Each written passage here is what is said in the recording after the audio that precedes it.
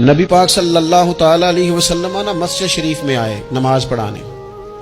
بہت سارے لوگ نا بچپن سے بڑی محبت والے ہوتے ہیں، چھوٹے ہوتے بڑے پیار والے ہوتے ہیں، عشق لگا سی کھیڈاں کھیڈ دی دو۔ چھوٹا سا بچہ حضور مسجد میں آئے نماز پڑھانے تو نبی کریم علیہ السلام نے اپنے نالین مبارک اتارے تو اس بچے نے فٹافٹ اٹھا لیے، اٹھا کے نا پھر اس نے وہ جوتے صاف کیے، صاف کر کے اپنے پاس رکھ لیے۔ حضور نماز پڑھا کے باہر نکلے، چھوٹی سی عمر ہے، اس نے حضور کے سامنے نا وہ یوں کر کے نالین شریف رکھے، کریم رسول نے پہن لیے، حضور مسکرا کے چلے گئے۔ کیسا نصیبوں والا بچہ ہے۔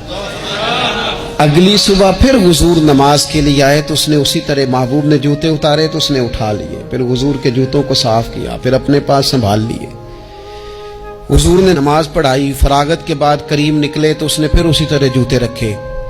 تیسرا دن ہوا، وہ یوں سامنے کھڑا ہے، حضور نے یوں مسکرا کے دیکھا، کریم نے دیکھا، محبوب نے جوتے اتارے، اس نے تھامے، صاف کیے، اپنے پاس رکھ لیے۔ حضور تکمیل نماز پر باہر نکلے، جوتے اس نے سامنے رکھے۔